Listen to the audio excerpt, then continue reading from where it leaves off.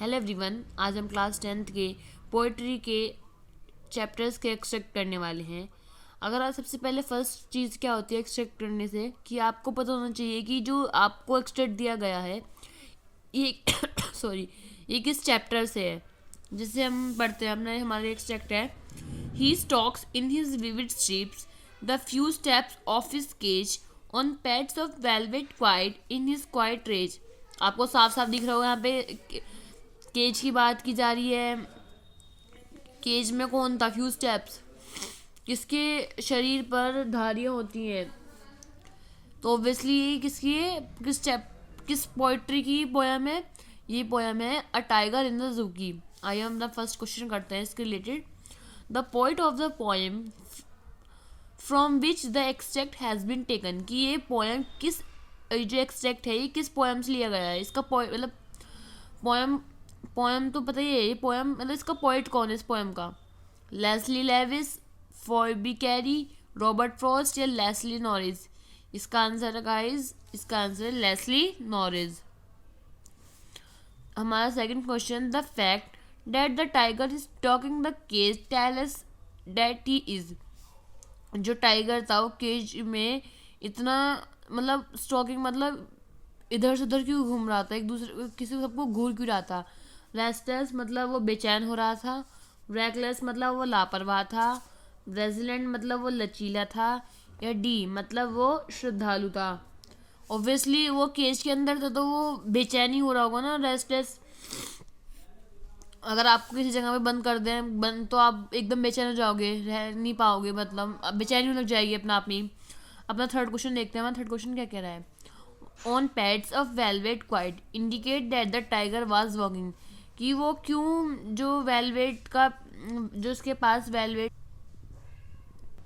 जो उसके पास मखमली गद्दी थी वो उस पर क्यों चल रहा था। The was walking on toes, वो अपने पंजों चल रहा था। वो साइलेंट था इसलिए वो वेलवेट का था इसलिए, या वो गुस्से में था इसलिए वो साइलेंट था। उसका वो चल रहा था तो इंडिकेट क्या कर रहा था? जब वो मखमली गद्दी पर चल रहा था तो क्या इंडिकेट कर रहा था? साइलेंट।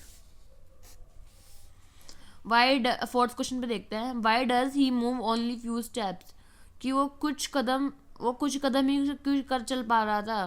फ्यू स्टेप्स, क्यों कुछ कदम ही चल पा रहा था, बार बार और ज़्यादा मतलब उसको भागने का मन था पर वो क्यों नहीं चल पा रहा था। Because he is in the cage, उसका B option, because he is not happy, वो खुश नहीं था।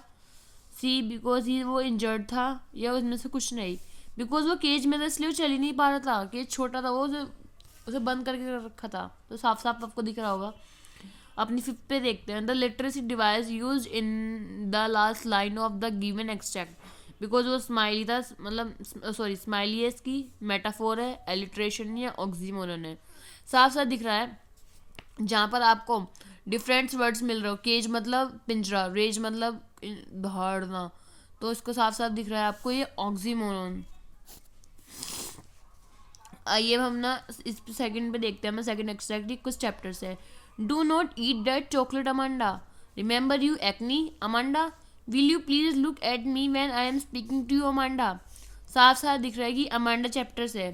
डू नॉट ईट चॉकलेट मतलब अमांडा तुम चॉकलेट मत खाओ, तुम्हें पता है कि तुम्हें एक्नी है, तुम मेरी तरफ देखो कि मैं आई एम स्पीकिंग में बोल रही हूँ अमांडा। आइए अपना फर्स्ट क्वेश्चन देखते हैं। हमारा फर्स्ट क्वेश्चन क्या है? He is ordering Amanda in the given lines. इस एक्सट्रैक्ट में अमांडा को कौन ऑर्डर दे रहा है? उसका भाई, उसकी सिस्टर, उसका फादर या उसकी मदर? साफ साफ दिख रहा है कि इसमें अमांडा की मदर उसको ऑर्डर दे रही है कि तुम चॉकलेट मत खाओ। Why is Amanda told not to eat that chocolate? Amanda क्यों नहीं बोलती चॉकलेट खाने के लिए? बिकॉज इट इज़ नॉट, वो गुड क्वालिटी की नहीं है। Because her mother does not like, उसकी मम्मी को उसके चॉकलेट के ब्रांड नहीं पसंद। Because it may cause skin problem for Amanda, Amanda को एक स्किन प्रॉब्लम है। या बिकॉज वो बहुत कड़वी है। साफ साफ ऑफकोर्स में दिख रहा है कि रिमेंबर यू एक्नी, तो सिंपल सी बात है कि इसमें अमांडा को स्किन प्रॉब्लम है इसलिए वो चॉकलेट नहीं खाती। थर्ड क्वेश्चन पे आते हैं अपने। The given lines indicate that the speaker is, जो गिवन लाइन्स है वो क्या इंडिकेट कर रही है?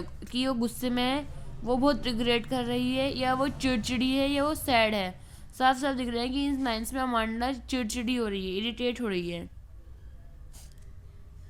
अपना फोर्थ क्वेश्चन पे आते हैं। What is Amanda not likely to the speaker? Amanda क्यों नहीं बोल पा रही? Because first option, because stop ordering me, उसको ऑर्डर देना बंद करें। B, I want to do as I wish, उसकी वो चाहती है उसकी कोई विश हो। ये C, one chocolate once in while would not any harm, वो चाहती है कि एक चॉकलेट अगर वो खाए दिन में तो उससे कोई हार्म नहीं करेगी। या डी, थैंक यू की रिमाइंडिंग मी, या उसे वो धन्यवाद कर रही है कि मुझे रिमाइंडिंग करने के लिए कि वो चॉकलेट नहीं खानी है।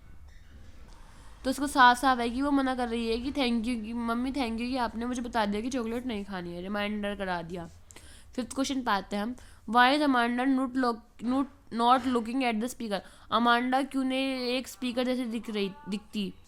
Because Amanda is lost in her own thought, because Amanda अपने थॉट्स भूल जाती है। B, because Amanda is not paying attention to the instruction giving to her, because Amanda ध्यान से नहीं सुनती है जैसे ऑर्डर दिए जाते हैं।